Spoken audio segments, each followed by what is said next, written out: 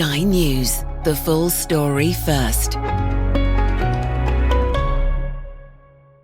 Coming up, 10 years of drugs, death and the exploitation of children.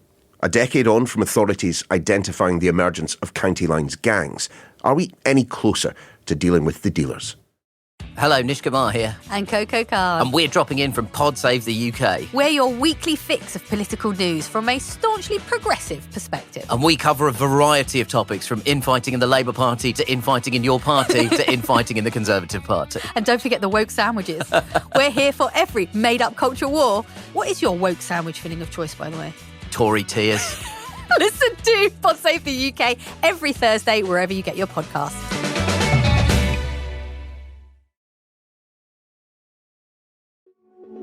Ollie said to his dad, Stuart, no, they don't want the money, Dad. They want me to go so they can stab me. County lines drug gangs continue to destroy lives and communities, 10 years on from police first identifying them as a problem. And the children exploited by the dealers are now often in prison, sectioned with mental health problems, or even dead. There seems not a corner of the country immune to the trade, but unless it's happening on your doorstep, you might not fully understand how these gangs operate and the control they have over these often vulnerable kids. Our home editor, Jason Farrell, has been following the story for the best part of a decade, and he's back on the podcast. Jason, great to have you back. Let's start with where this all began. 10 years ago, how did we first learn about this phenomenon, the county lines gangs? Well, I've got it here, actually. The National Crime Agency, in August 2015, came out with a report that said they have identified a growing body of intelligence that vulnerable young people are being exploited in order to facilitate the running of street-level dealing. And it added, county lines is a national issue involving the use of mobile phone lines by groups to extend their drug dealing business to new locations outside of their home areas. So the central idea was that you take your business elsewhere using phone lines, WhatsApp groups, that sort of thing. So it's the appification, the Uberification, if you like, of drug selling. So you're using technology more, but at the centre of it, also young people as your runners. We are talking about kind of large criminal gangs, organised criminal gangs in presumably cities, diversifying their operation. We always used to talk about the postcode wars in London, didn't we? And I think what happened was suddenly they thought, we're on each other's toes in London. Why don't we extend our businesses out to other places? It's not like it wasn't happening before to an extent, but I think it just became more web-like, more advanced, so that you would get people in the big cities like Manchester and London, Birmingham, saying, I don't know, why don't we go to Reading or Colchester or even somewhere smaller. I spoke to one mother who lived in a small village outside of Harrogate, and her son had got involved by being recruited at a skateboarding park, literally in a tiny village. And I've spoken to mothers in Gloucestershire, on the south coast, where you wouldn't expect there to be an organised drug gang. It might be a local dealer.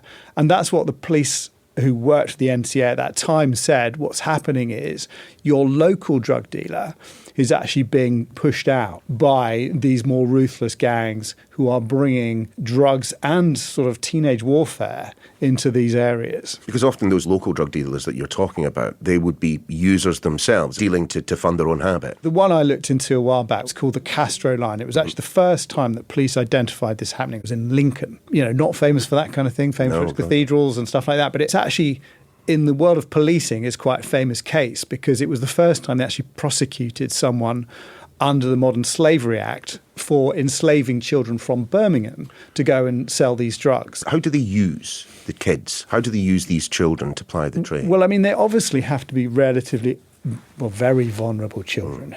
Children who are perhaps living in homes or in broken homes because they go missing. And actually, with the Castro line, it was concerned parents saying, my child's gone missing, that led to him being shut down. But they will literally put them up, take them away from their home.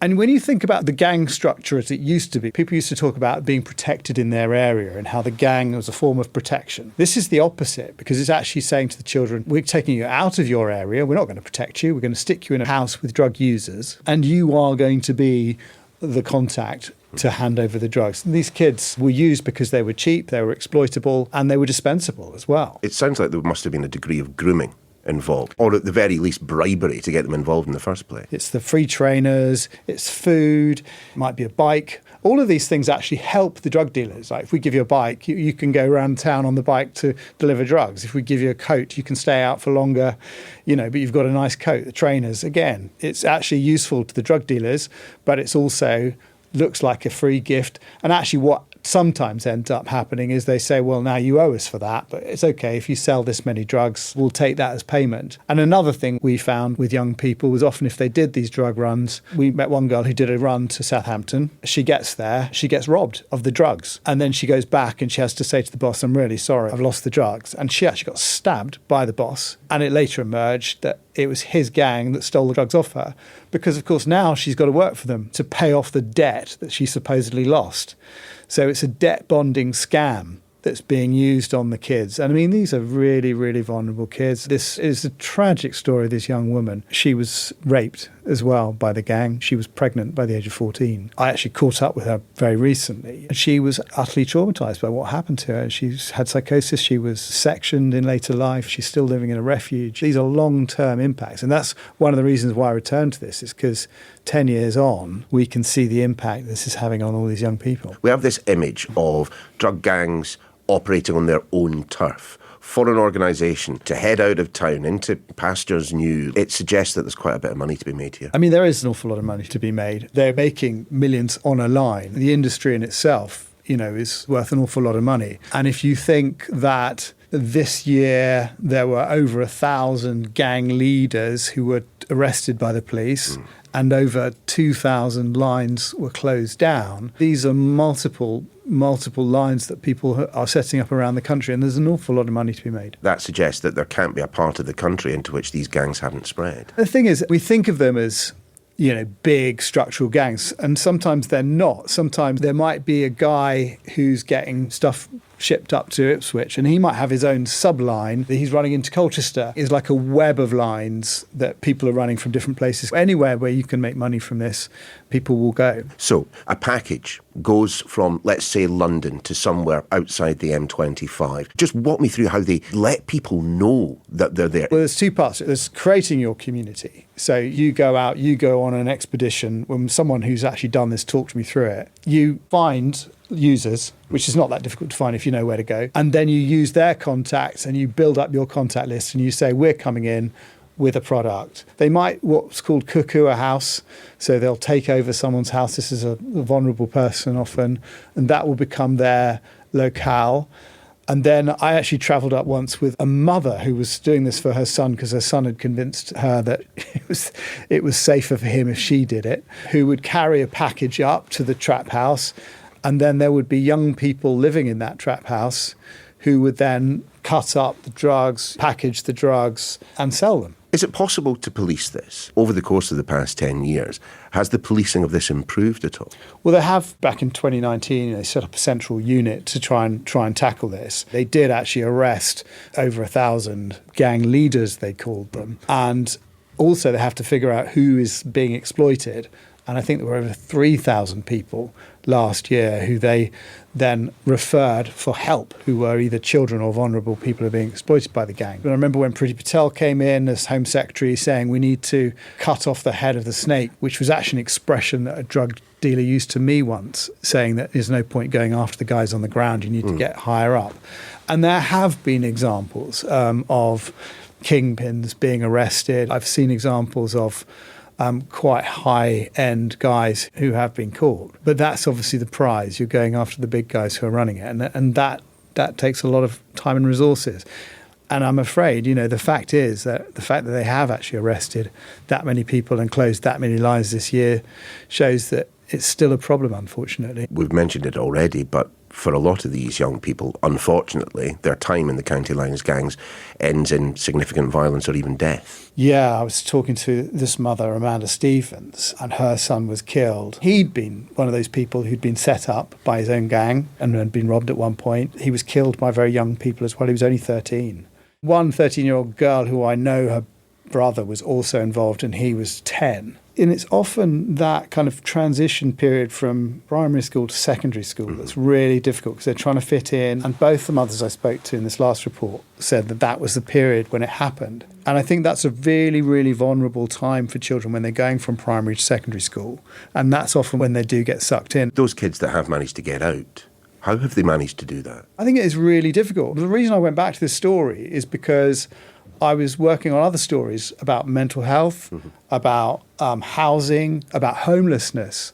And a lot of times I find that the people who are in those situations, they've had some kind of contact with county lines. And I think it is really hard to get out of it. And it probably is just partly just growing up. But by the time they've grown up, by the time they've got out of it, they've got all these other problems. They might have a drug addiction themselves or an alcohol addiction. I've met very few people. I mean, unless they're working as mentors and they've found a way. But the people who've been really caught up in it, I find very few of them have come out unscathed. How can parents keep an eye out for this? What are the warning signs, even early warning signs, if there are any? Well, I think that sort of sense of loss of control. I mean, I remember one mother telling me that she felt like her son had been radicalised. At one point, he got a text and he got out of the car while it was still moving. And she said it was like he was on remote control. Obviously, secrecy, obviously where your child is not where they said they were going to be and you can see on a tracker or something like that. Different group of friends. And then I guess, yes, the obvious one is like, have they suddenly got a new pair of trainers that you didn't buy for them or a new coat or a new bike? But gosh, I know parents who've spotted all the signs and still find it really, really difficult to get their kids out of it. Jason, you've been covering this story for the best part of a decade. How have the county line gangs evolved over that period? Well, I think, firstly, for the policing of it, we have better understood that the children are being exploited rather than viewing them as criminals. Yeah. And I think, the modern slavery legislation wasn't directly pointed at county lines, and now there is legislation around the exploitation of children coming in. There's new legislation around forcing children to internally take drugs into their bodies, which is called plugging. That horrific practice is being outlawed, and there is legislation around cuckooing as well, where gangs take over properties that's coming in. I think in terms of the gangs themselves, just technology is where it's at. The better the technology, obviously it's easy to track people now on Snapchat, big WhatsApp groups. It's easier to set up. So it's just become much easier for them to create these communities quickly in towns and cities that they may not be familiar with. People want drugs. I mean, that is clear. For these gangs to be able to set up in a random town up and down the country, there is a market that already exists. Whilst that market persists, I mean, there's no chance of doing away with county lines gangs, is there? I think, at the moment, we've stopped talking about county lines. Yeah. I mean, it hasn't really been in the media much at all. And I think the reason for that is people aren't angry about it. People can get angry about the budget, or they can get angry about small boats or grooming gangs. But actually, these young people are kind of easy to forget.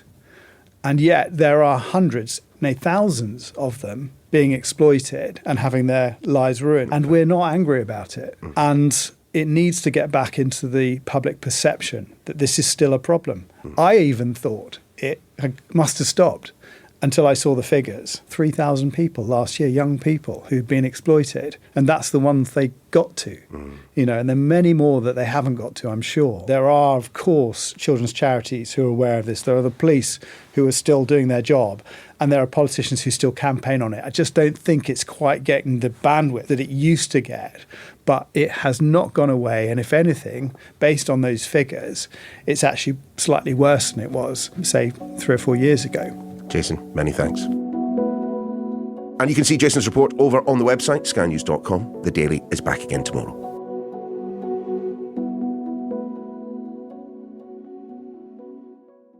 Hello, Nish Kumar here. And Coco Card. And we're dropping in from Pod Save the UK. We're your weekly fix of political news from a staunchly progressive perspective. And we cover a variety of topics, from infighting in the Labour Party to infighting in your party to infighting in the Conservative Party. And don't forget the woke sandwiches. We're here for every made-up culture war. What is your woke sandwich filling of choice, by the way? Tory tears. Listen to Pod Save the UK every Thursday, wherever you get your podcasts.